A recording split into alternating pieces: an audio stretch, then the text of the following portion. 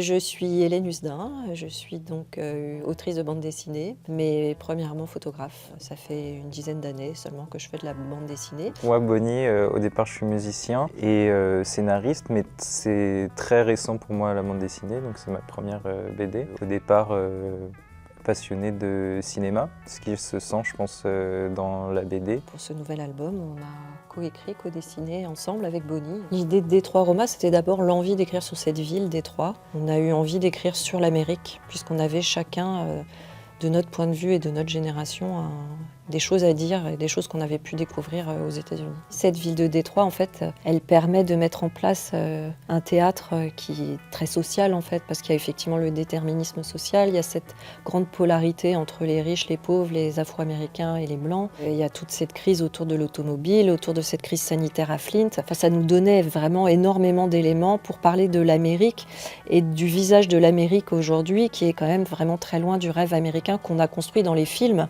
Et c'est aussi pour ça que pour nous, c'était très intéressant de s'adosser au cinéma américain. Et l'histoire, en fait, au départ, elle est née des personnages, c'est-à-dire qu'on avait chacun en tête des personnages assez forts. On se voyait et on parlait des personnages et on imaginait les personnages dans la ville. Et c'est comme ça que l'histoire est née. En fait, ce qui nous intéressait, je pense, dans le rapport à l'Italie, c'est plus une lecture sur la façon dont la culture américaine, ce que nous, en Europe, on imagine être la culture américaine, c'est construite sur d'autres cultures, et donc notamment leur cinéma. Et est née aussi à ce moment-là l'idée vraiment d'inscrire ce personnage dans la Cinecittà. J'ai quand même cette envie de toujours raconter l'histoire par le biais de la fiction et par le biais de la métaphore et du conte. La part du mythe est énorme parce qu'elle permet aussi de convoquer l'inconscient collectif, l'imaginaire collectif du lecteur. On a trouvé aussi cet équilibre en fait entre raconter une histoire qui est réaliste avec des personnages très réels même si c'est une fiction et en même temps s'adosser sur des mythes dont le mythe américain.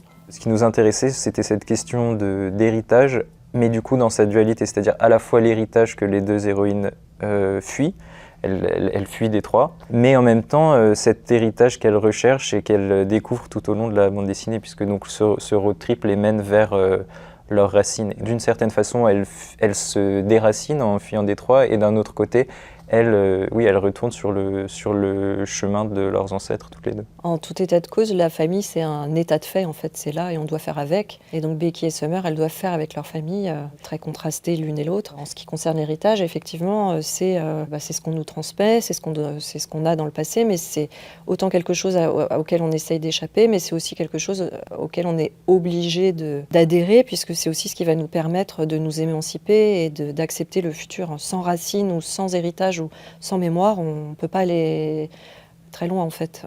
Donc l'idée c'était aussi de placer ces deux héroïnes dans un va-et-vient entre le passé, le présent et le futur, et donc dans un héritage et dans une transmission, chacune l'une avec ses ancêtres esclaves et l'autre avec ses ancêtres italiens. Alors le personnage de Gloria, la mère, il est inspiré d'histoires personnelles de gens qu'on connaît, mais aussi évidemment il est inspiré de Gloria dans Sunset Boulevard. Ce qu'on trouvait très intéressant, c'était la personne qui s'est rêvée star et a échoué, mais aussi ce qui nous intéressait, c'était le rapport au temps, c'est-à-dire que comme Gloria dans Sunset Boulevard reste bloquée dans le cinéma muet au passage au son, nous, notre Gloria, elle reste bloquée dans le cinéma italien des années 50, et c'est ça qu'on trouvait intéressant.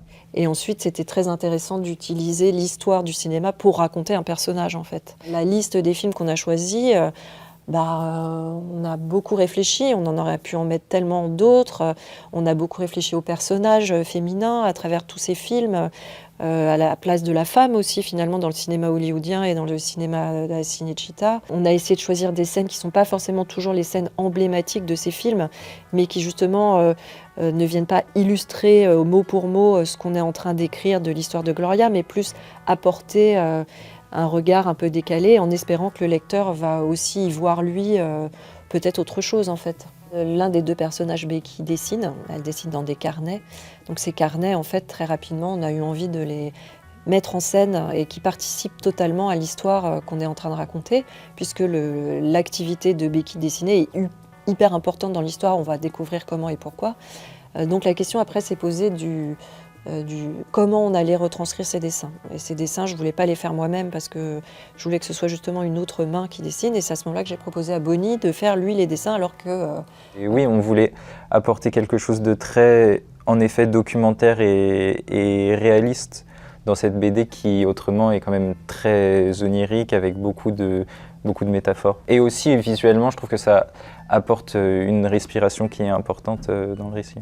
Et du coup, tous les portraits sont tirés des photographies de gens croisés sur les trajets à travers les États-Unis, mais aussi surtout à Détroit. Au début, tous ces carnets devaient suivre beaucoup plus l'histoire, puis finalement, on a trouvé que ça vivait très bien seul, en fait. Et donc, il y a des liens avec l'histoire, les personnages qu'elle rencontre, mais il y a aussi comme un état des lieux de Becky dans sa ville à Détroit, quoi. L'idée de faire ça au stylo à bic, c'était pour donner une dimension vraiment très pop, en fait, très culture pop à cette histoire, qui est aussi censée être un peu une bande dessinée que Becky aurait pu écrire. Et donc elle dessine avec les moyens du bord, avec ses stylos bic, et ça donne un côté très comics en fait à ce récit-là, à ce prologue. Il était censé avoir toute une ligne narrative qui suivait en fait ce prologue, et puis finalement on l'a enlevé. Justement, ça fait partie des éléments qu'on n'a pas gardés à la fin. On aimerait bien que la bande dessinée, une fois finie,